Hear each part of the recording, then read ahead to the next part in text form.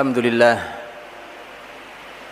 الحمد لله الذي أنزل السكينة في قلوب المؤمنين ليزدادوا إيمانا مع إيمانهم أشهد أن لا إله إلا الله وحده لا شريك له وأشهد أن محمدا عبده ورسوله اللهم صل وسلم وبارك وأنعم على رسولنا وشفيعنا وإمامنا وقدوتنا محمد صلى الله عليه وسلم وعلى آله وأصحابه ومن تبعه بإحسان إلى يوم الدين يا أيها الذين آمنوا اتقوا الله حق تقاته ولا تموتن إلا وأنتم مسلمون يا أيها الناس اتقوا ربكم الذي خلقكم من نفس واحدة وخلق منها زوجها وبث منهما رجالا كثيرا ونساء واتقوا الله الذي تساءلون به والأرحام إن الله كان عليكم رقيبا أما بعد mukminin jamaah salat Jumat yang dimuliakan Allah Subhanahu wa taala. Memuji dan bersyukur kita kepada Allah Subhanahu wa taala yang telah menganugerahkan seluruh kenikmatan kepada kita. Yang Allah meminta kepada kita balasan dari semua kenikmatan itu dengan sebutan panggilan ya ayuhan nasu ubudu rabbakum alladzi khalaqakum. Wahai manusia, beribadahlah kepada Allah Subhanahu wa taala. Karena Allah yang telah menciptakan kalian. Kenikmatan yang hanya Allah minta agar kita mau bertaat dan beribadah kepadanya. Kenikmatan yang tidak pernah bisa kita hitung jumlahnya, yang diberikan cuma-cuma oleh Allah Subhanahu wa taala kepada kita, dan kita diminta untuk bersyukur pada Allah, yang dengan syukur itu pun kebaikannya kembali kepada kita semua. Salawat dan salam semua terakhir kepada Nabiullah Muhammad sallallahu alaihi wasallam. Inilah Rasulullah sallallahu alaihi wasallam yang telah diberikan Allah Subhanahu wa taala kenikmatan yang luar biasa. Dan Rasul serta agama yang dibawa pun kenikmatan terbesar dalam hidup kita. Rasulullah sallallahu alaihi wasallam yang pernah 2 kali ditawari oleh Allah melalui Jibril untuk mengubah gunung menjadi emas. Gunung Uhud pernah ditawarkan untuk menjadi emas. Tetapi Nabi sallallahu alaihi wasallam memilih yang lainnya. Nabilah yang mengajari para sahabatnya untuk bagaimana bersikap di dunia ini terhadap seluruh harta, seluruh perhiasan dunia ini. Hadirin dirahmati Allah Subhanahu wa taala. Pada tahun 8 Hijriah, selepas peristiwa sebelum peristiwa Fathu Makkah, yang tepatnya pada bulan Jumadil Akhirah, Rasul sallallahu alaihi wasallam mendapatkan seorang kader baru yang luar biasa. Masuk Islamnya baru kurang lebih 4 bulan. 4 bulan, baru masuk Islam 4 bulan. Kemudian suatu hari Nabi sallallahu alaihi wasallam di Madinah mengutus seorang sahabat agar memanggil sahabat ini. Datanglah sahabat ini. Dan sahabat ini langsung yang meriwayatkan hadis ini sebagaimana yang diriwayatkan oleh Imam Ahmad dalam musnadnya dan yang lainnya juga disahihkan oleh Albani. Sahabat ini datang ke Rasulullah sallallahu alaihi wasallam. Kemudian begitu datang, Nabi berkata, "Ambillah pakaianmu dan senjatamu." Sebuah kalimat yang menunjukkan bahwa Nabi meminta sahabat yang baru masuk Islam ini untuk bersiap berperang. Kemudian pulanglah sahabat ini membawa pakaian perangnya dengan senjatanya. Begitu datang kemudian Nabi berkata, "Ya Amr, wahai Amr, Sahabat mulia itu adalah sahabat Amr bin As radhiyallahu anhu. Wahai Amr, saya ingin mengutusmu untuk membawa pasukan. Masuk Islamnya baru 4 bulan. Aku ingin kau membawa pasukan yang dengan pasukan itu maka semoga Allah akan memberimu kemenangan dan memberimu ghanimah, dan harta yang akan kau dapatkan adalah harta yang halal. Kalimat Nabi SAW ini membuat sahabat mulia Amr bin As radhiyallahu anhu merasa tidak nyaman, Pak. Mengapa juga kalau berjihad? Ini orang baru 4 bulan masuk Islam, kalau ibadah tawarannya harta tidak nyaman, Pak. Bagaimana dengan kita yang sudah dari awal masuk Islam? Sudah berislam kita dari awal. Amr bin As yang baru 4 bulan masuk Islam radhiyallahu anhu, ketika Nabi mengatakan bahwa berangkatlah kamu, pimpin pasukan, semoga Allah memberimu kemenangan, kemudian memberimu ghanimah, harta yang halal bagimu. Amr bin As merasa bahwa tidak pas kalimat ini untuk saya. Sepertinya saya berjuang untuk dunia, sepertinya saya beribadah untuk dunia. Maka Amr bin As mengatakan, ya Rasulullah, sesungguhnya saya masuk Islam bukan karena ingin harta, tapi saya ingin Islam ini, saya cinta Islam ini, dan saya ingin dekat dengan engkau ya Rasulullah. Maka Rasul Shallallahu Alaihi Wasallam memberikan jawaban yang luar biasa. Nabi mengatakan, ni'mal malus salih lirrajulis salih. Harta yang baik menjadi sangat indah, jadi sangat istimewa ketika ada di tangan seseorang yang soleh.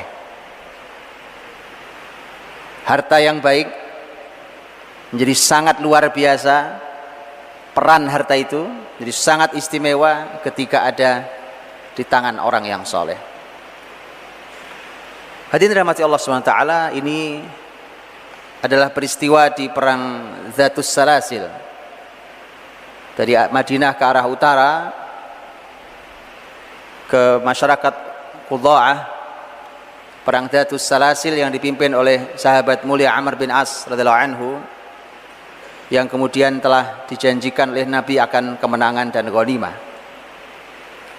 Kaidah besar yang disampaikan Nabi, ni'mal malus salih lirrajulis salih, bahwa harta baik, harta halal itu akan istimewa kalau ada di tangan orang yang soleh, adalah merupakan kaidah besar bahwa ternyata muslimin, Rasul sendiri ingin mengajarkan kepada kita keseimbangan dalam memandang harta. Rasul ditawari untuk Uhud berubah menjadi emas, tapi Nabi punya pilihan. Kalau itu masalah pilihan, Nabi Shallallahu Alaihi Wasallam memilih untuk tidak. Tetapi Nabi bersabda kepada Amr bin As radhiyallahu anhu, justru Nabi menyemangati Amr bin As dengan harta. Rasul menyampaikan bahwa kalau harta ada di tangan orang yang soleh, maka harta akan bekerja luar biasa. Karena hadirin dirahmati Allah Subhanahu wa Ta'ala, apa yang Nabi sampaikan pada Amr bin As, sesungguhnya sebelum yang lainnya adalah merupakan pujian untuk Amr bin As radhiyallahu anhu. Bukankah Nabi yang mengatakan kau berjihad dan kau akan menang, kau akan dapat ghanimah? Dan itu artinya harta ghanimah itu, harta rampasan perang itu akan ada di tangan seorang Amr bin As dan di tangan orang yang soleh, maka harta akan bekerja luar biasa dahsyatnya. Kalau ingin melihat bagaimana seorang Amr bin As radhiyallahu anhu dengan pujian Nabi, ni'mal malus salih lirrajulis salih, bahwa harta halal di tangan orang soleh itu luar biasa, maka lihatlah bagaimana Amr bin As radhiyallahu anhu ketika beliau, diantaranya ketika nanti beliau memimpin Mesir. Amr bin As yang paling paham tentang wilayah Mesir, karena ketika muslimin sudah ada di negeri Syam, memasuki wilayah Palestina, masuk dari wilayah Suriah di masa Khalifah Adil Umar bin Khattab radhiyallahu anhu. Muslimin kemudian dibawa oleh Amr bin As atas izin Khalifah Umar untuk masuk ke negeri Mesir. Saat itu sesungguhnya Umar radhiyallahu anhu cukup khawatir, tapi Amr bin As penuh dengan keyakinan, karena Amr bin As mengatakan bahwa Mesir negeri yang tidak kuat pertahanannya, tetapi kaya dan banyak makanannya. Banyak kebaikannya artinya kaya dan banyak makanannya. Maka Amr bin As meyakinkan itu, dan singkat kata Mesir kemudian mendapatkan hidayah Allah Subhanahu wa taala.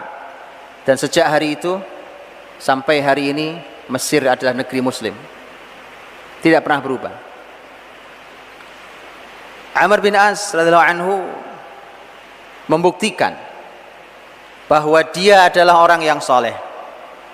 Harta besar yang di Mesir itu di tangan orang soleh seperti Amr bin As bekerja sungguh sangat luar biasa. Amr bin As membangun negeri Mesir. Negeri yang luar biasa ini dibangun dalam segala halnya sebagaimana kebiasaan muslimin ketika memasuki sebuah negeri. Dibangun luar biasa. Kota Fustat di Mesir adalah merupakan kota yang dibangun oleh Amr bin As radhiyallahu anhu. Bahkan Amr bin As juga yang menggali Khalij Amirul Mukminin. Ada terusan yang menyambungkan antara Sungai Nil dengan Laut Merah, dan itu adalah karya Amr bin As untuk memudahkan kafilah dagang agar mudah mengirimkan makanan dan berbagai macam barang dagangan ke negeri Hijaz, ke ibu kota Mekah dan Madinah. Sungguh sangat luar biasa. Bahkan kebaikan negeri Mesir, kekayaan negeri Mesir di tangan orang soleh seperti Amr bin As radhiyallahu anhu tidak hanya terhenti di Mesir. Bukankah ketika terjadi Amur Ramadah, tahun kelaparan, tahun musibah, di mana muslimin di ibu kota tidak bisa makan karena terjadi paceklik yang sangat panjang, Khalifah Umar bin Khattab radhiyallahu anhu mencoba mencari berbagai macam solusi. Peristiwa yang terjadi tahun 18 Hijriah ini, di antaranya adalah berkirim surat kepada Amr bin As radhiyallahu anhu. Karena Umar tahu persis kalau Jazirah Arab, kalau Hijaz negeri yang gersang dan kering, tapi tidak dengan Mesir. Mesir adalah negeri yang makmur, negeri yang banyak kebaikan harta dan makanan. Maka Umar bin Khattab radhiyallahu anhu berkirim surat min Abdillah Amiril Mukminin Umar bin Khattab ila Al-As ibn Al-As, dari hamba Allah Amirul Mukminin Umar bin Khattab untuk Al-As ibn Al-As, padahal bukan namanya. Namanya adalah Amr bin Al-As, tapi surat Umar bunyinya Al-As ibn Al-As, karena dalam bahasa Arab sebenarnya kata Al-As artinya adalah orang yang berbuat maksiat. Ini bahasa ukhuwah tingkat tinggi. Jangan pernah mencobanya ketika kita belum berlatih ukhuwah setinggi para sahabat Nabi Shallallahu Alaihi Wasallam. Ya, ini bahasa ukhuwah tingkat tinggi, dan bukan hanya ini contohnya. Ada banyak contoh lain. Bagaimana mereka berbahasa, bahkan sevulgar itu, tetapi itu justru semakin merekatkan hati mereka. Umar radhiyallahu anhu seakan ingin katakan, kalau kau tak bantu kami, kau orang yang maksiat. Kau maksiat, bapakmu juga maksiat. Kan Al-As ibn Al-As. Bunyinya adalah, isi suratnya adalah, Umar mengatakan, kata Umar, apakah kamu melihat kami di sini kelaparan sementara kau bisa menikmati kehidupan, maka tolonglah kami. Amr bin As radhiyallahu anhu melihat ibu kota, bahkan khalifah ada di sana, manusia mulia ada di sana. Ketika keadaan ibu kota seburuk itu, lihatlah bagaimana harta di tangan orang yang soleh. Amr bin As mengirimkan jawaban. Jawabannya adalah ila Abdillah Amirul Mukminin Umar bin Khattab min Amr bin Al-As. Untuk hamba Allah Amirul Mukminin Umar bin Khattab dari Amr bin As. Nama saya Amr bin As. Isi suratnya adalah, saya akan kirimkan bantuan. Saya akan kirimkan bantuan dengan kafilah unta melalui darat. Yang bagian depannya sudah ada di Madinah, bagian belakangnya masih ada di saya di Mesir sini. Dan itu pun saya akan mencari jalan untuk bisa menembus lautan ini, Laut Merah, untuk bisa menyeberangkan bantuan ke Madinah. Dan dilakukan. Amr bin As radhiyallahu anhu mengirimkan 1000 unta lengkap dengan bawaan berupa makanan, tepung, minyak, segala macam, dikirimkan dari Mesir. Amr bin As dari laut juga mencoba menembus laut dan mengirimkan 20 kapal bantuan. 20 kapal bantuan untuk saudaranya yang ada di seberang sana. Jadi hadirin dirahmati Allah Subhanahu wa taala. Ternyata benar apa yang disampaikan Rasul sallallahu alaihi wasallam, bahwa Amr bin As radhiyallahu anhu adalah orang yang kalau harta di tangannya, maka harta akan bekerja luar biasa. Dan itu menjadi kaidah umum buat kita semuanya. Maka penting harta-harta itu dikembalikan ke tangan orang-orang yang soleh, agar harta ini digunakan untuk memperbaiki dan bukan untuk merusak. Umar bin Khattab radhiyallahu anhu juga tidak hanya berkirim surat pada Amr bin As, berkirim surat juga ke negeri Syam. Ada pemimpin di sana yaitu Muawiyah radhiyallahu anhu. Kemudian Abu Ubaidah, pemimpin tertingginya Amirul Umara Abu Ubaidah bin Al-Jarrah. Maka begitu dikirimkan, maka masing-masing mengirimkan ribuan unta yang masing-masing membawa makanan masuk ke negeri Madinah. Hadirin dirahmati Allah, kasus krisis sebuah negeri tidak banyak dibicarakan, tidak banyak diseminarkan, tidak perlu para ahli yang banyak, hanya perlu bergerak beberapa orang saja yang soleh, yang harta ada di tangannya. Tidak perlu menunggu orang lain. Bahkan hanya cukup seorang Amr bin As, Muawiyah, Abu Ubaidah bin Al-Jarrah radhiyallahu anhum ajma'in. Krisis ibu kota selesai. Itulah maka mengapa Allah Subhanahu wa taala di dalam Al-Qur'anul Karim selain menyampaikan bahwa dunia memang berpotensi untuk menjadi fitnah, innama amwalukum wa auladukum fitnah, harta kalian dan anak-anak kalian bisa jadi ujian. Tetapi jangan berhenti sampai di situ, karena ternyata harta juga merupakan zina, perhiasan. Zuyyina lin-nasi hubbus syahawati minan nisa'i wal banina wal qanatiril muqantarati minadh dhahabi wal fiddah wal khailil musawwamati wal an'ami wal harth. Dzalika mata'ul hayatid dunya wallahu 'indahu husnul ma'ab. Telah dihiaskan di hati manusia. Dihiaskan di hati manusia. Dia menjadi indah. Karena hiasan itu fungsinya adalah untuk keindahan. Telah dihiaskan pada manusia kecintaannya pada syahwatnya, yaitu pada wanita, pada anak-anak, pada kekayaan yang melimpah ruah berupa emas, perak, kuda-kuda yang terlatih, binatang ternak, dan ladang-ladang yang luas. Itu adalah kesenangan kehidupan dunia. Dan di sisi Allah, Allah memiliki tempat kembali yang lebih baik. Bahkan Al-Quranul Karim langsung yang menyebut bahwa harta adalah alat yang kita gunakan untuk menegakkan kehidupan ini.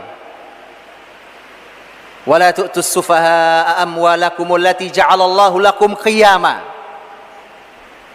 Jangan kalian berikan harta-harta kalian kepada siapapun yang belum sempurna akalnya, karena harta itu adalah qiyama, adalah untuk kita bisa berdiri tegak dan kokoh dengan harta itu.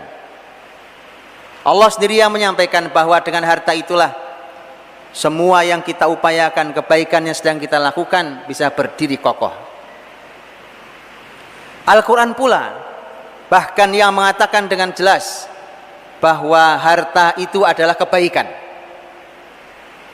Allah Subhanahu wa taala berfirman, kutiba alaikum idza hadara ahadakumul maut in taraka khairanil wasiyatu lil walidain.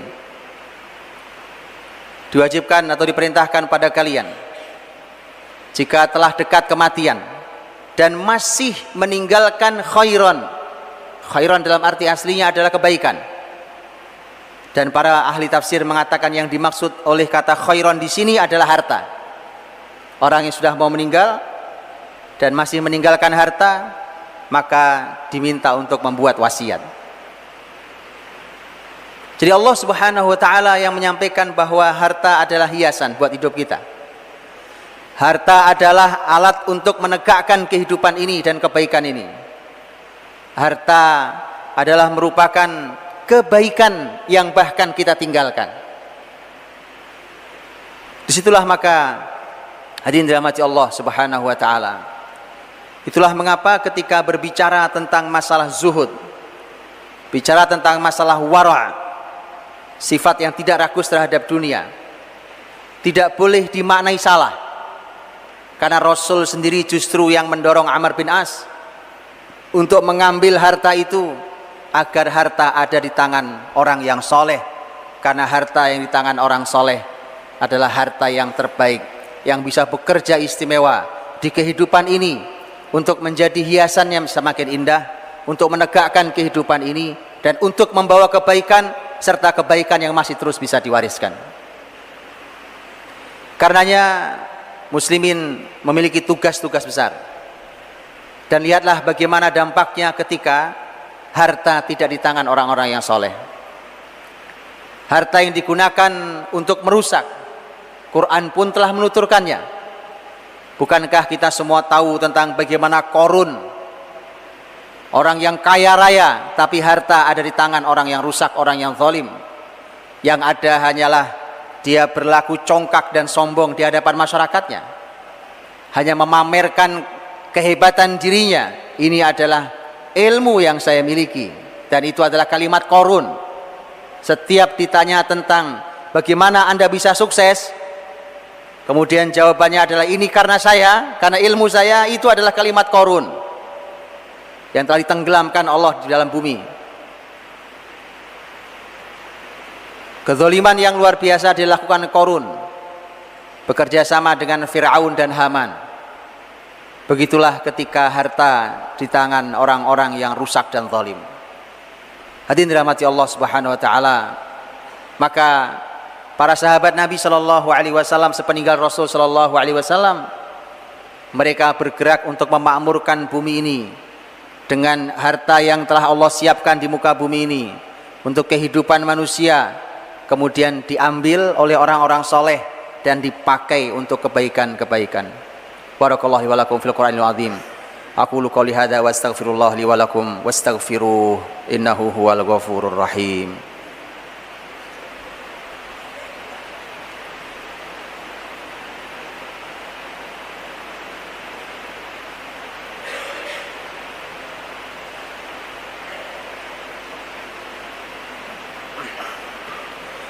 Alhamdulillahirabbil alamin wa bihi nasta'in ala umurid dunya waddin wassalatu wassalamu ala rasulillahil karim وعلى آله وأصحابه ومن تبعه بإحسان إلى يوم الدين ولا حول ولا قوة إلا بالله العلي العظيم يا أيها الذين آمنوا اتقوا الله حق تقاته ولا تموتن إلا وأنتم مسلمون يا أيها الذين آمنوا اتقوا الله وقولوا قولا سديدا يصلح لكم أعمالكم ويغفر لكم ذنوبكم ومن يطع الله ورسوله فقد فاز فوزا عظيما أما بعد. Hadirin dimuliakan Allah Subhanahu wa taala. Bumi ini diberikan Allah, diwariskan untuk orang-orang yang beriman dan bertakwa. Kalau sampai jatuh kepada tangan selain orang beriman dan bertakwa, maka yang terjadi adalah tidak seperti yang Allah inginkan, maka pasti akan terjadi kerusakan dan kezaliman di muka bumi. Itulah mengapa Allah Subhanahu wa taala berfirman, "Wa idza aradna an nuhlika qaryatan amarna mutrafiha fafasaqu fiha fahaqqa 'alaiha al-qawlu fadammarnaha tadmira." Kalau kami ingin menghancurkan sebuah negeri, maka akan kami perintahkan kepada orang-orang yang hidup mewah. Hidup mewah, agar mereka berbuat kebaikan, tetapi justru mereka berbuat kefasikan. Maka kami tetapkan hukuman bagi mereka dan kami hancurkan sehancur-hancurnya. Karena itulah maka orang-orang beriman perlu bergerak untuk memakmurkan bumi ini, mengambil alih kembali kemakmuran bumi ini, karena hanya kebaikan itu ada di tangan orang-orang yang soleh, dan hanya di tangan orang solehlah harta berubah menjadi qiyamah dan khaira, tegaknya kehidupan ini dan kebaikan. Mari kita tutup dengan doa. Allah Subhanahu wa taala mendengar doa-doa hamba yang berdoa. Semoga Allah memperbaiki keadaan kita semuanya. Semoga Allah memberikan izzah dan kemuliaan bagi muslimin, dan Allah memberikan kita kesempatan untuk menikmati kebesaran bagi muslimin. Allahumma salli wa sallim wa barik ala sayyidina Muhammadin wa ala alihi wa sahbihi ajma'in. Walhamdulillahi rabbil alamin. Hamdan yuwafi ni'amahu wa yukafi mazidah. Ya Rabbana lakal hamdu wa lakas syukru kama yanbaghi li jalali wajhikal karimi wa 'azimi sultanik. Allahumma inna nas'aluka wa nashhadu annaka antallah la ilaha illa antal ahadus samad lam yalid wa lam yulad wa lam yakul lahu kufuwan ahad. Allahumma ighfir lana wa li ikhwanina alladhina sabaquna bil iman wa la taj'al fi qulubina ghillan lil ladzina amanu rabbana innaka ra'ufur rahim. Allahumma ighfir lana wa li walidina warhamhum kama rabbawna shighara. Allahumma aslih ahwalal muslimin. Allahumma aslih lana dinana alladhi huwa ismatu amrina wa dunyana allati fiha ma'ashuna wa akhiratana allati ilaiha ma'aduna. Ya Ghaniyyu ya Hamid ya Ghafuru ya Wadud, aghnina bihalalika an haramik wa bi ta'atika an ma'siyatik wa bika amman siwak. Rabbana atina fid dunya hasanah wa fil akhirati hasanatan wa qina adzaban nar. Subhana rabbika rabbil izzati amma yasifun wa salamun alal mursalin walhamdulillahi rabbil alamin. Ibadallah, innallaha ya'muru bil adli wa ihsan wa ita'i dzil qurba wa yanha 'anil fahsya'i wal munkari wal